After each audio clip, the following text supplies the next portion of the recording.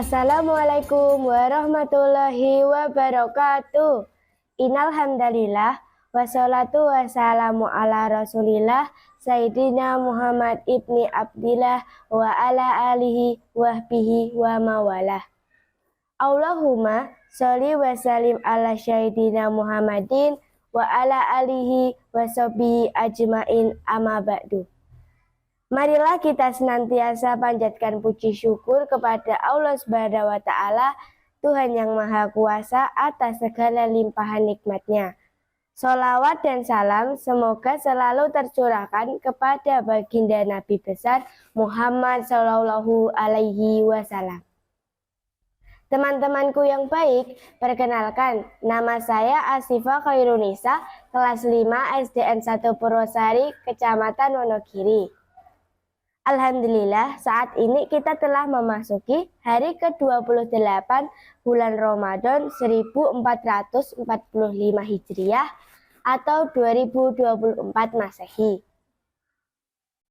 Semoga dengan ibadah puasa dapat mendidik rohani dan jasmani kita sehingga dapat membersihkan hati dan jiwa dari segala perkara yang tidak baik dan sia-sia. Dengan puasa yang kita kerjakan karena iman dan harapan ridho Allah Subhanahu wa Ta'ala, insya Allah dosa-dosa kita diampuni. Teman-teman, kali ini saya akan menyampaikan kisah keteladanan Utsman bin Affan. Ia lahir 6 tahun setelah tahun gajah, tepatnya 579 Masehi. Hal inilah yang membuatnya 6 tahun lebih muda dibandingkan dengan Rasulullah Shallallahu Alaihi Wasallam. Lahir di Thaif, daerah subur kawasan Hijaz, sebuah wilayah di sebelah barat laut Arab Saudi. Dengan nama lengkap Utsman bin Affan bin Umayyah. Utsman bin Affan terlahir dari keluarga bangsawan yang kaya raya dan berpengaruh dari suku Quraisy, silsilah Bani Umayyah. Affan bin Abil Ash, ayahnya merupakan seorang saudagar kaya di Mekah dan membesarkan kaum Quraisy. Sementara ibunya bernama Arwa binti Quraisy. Sepeninggalan ayahnya, Utsman ditinggalkan harta warisan yang sangat besar. Hingga akhirnya Utsman mengikuti jejak ayahnya menjadi seorang pedagang mengembangkan bisnis ayahnya dengan sangat baik. Tidak sia-sia, ia menjadi salah satu saudagar terkaya dan terpandang di antara kaum Quraisy Mekah. Utsman bin Affan mendapat gelar satu-satunya dari Rasulullah Shallallahu Alaihi Wasallam, yaitu Zunnurain, yang berarti pemilik dua cahaya.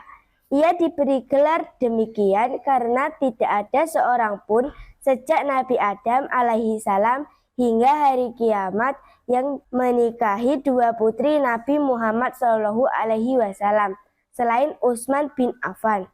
Adapun gelar pertama yang disematkan untuknya adalah Al-Muhajir, orang yang hijrah. Setelah akhirnya Utsman memeluk agama Islam, Utsman rela untuk keluar dari segala kenikmatan dan kemewahan hidupnya demi memegang teguh awab dakwah yang melelahkan, penuh resiko, menguras tenaga dan pikiran. Utsman bin Affan sumbang 1000 unta dan kuda untuk kaum muslimin. Diketahui bahwa kota Madinah terdapat sebuah mata air yang memancarkan air tawar yang sejuk dan segar, yaitu sumur Ruman, milik seorang Yahudi. Kedatangan kaum muslimin ke Madinah merupakan kabar baik baginya, karena ia bisa memperoleh uang yang banyak dari sumurnya. Sang pemilik menjual satu kantong air dengan harga 1 mud, setara dengan 675 gram atau 0,688 liter. Saat itulah sang pemilik sumur menyadari ia telah kehilangan konsumen yang selama ini memberinya keuntungan. Oleh karena itu, ia kembali menawarkan Utsman untuk kembali membeli setengah sumurnya seharga 8.000 dirham, setara dengan 31 juta. Dan Utsman memutuskan membeli air sumur untuk penduduk Madinah secara cuma-cuma. Pada suatu hari dikisahkan bahwa pemeluk agama Islam kian bertambah. Rasulullah Shallallahu Alaihi Wasallam pun bersabda, siapakah yang mau memperluas masjid kita ini, Masjid Nabawi, sehingga dia akan mendapat sebuah rumah di surga. Tidak ada seorang pun yang bersedia menyumbangkan hartanya kecuali Utsman bin Affan. Dengan penuh antusias, Utsman kemudian menemui sang pemilik tanah dan membelinya dengan harga tinggi. Diperkirakan tanah tersebut dibeli dengan harga 25.000 dirham, setara 99 juta. Sama halnya untuk perluasan Masjid Al-Haram. Utsman kembali mengambil inisiatif dan menemui para pemilik tanah untuk membeli tanahnya dengan harga 10.000 dirham, sekitar 39 juta.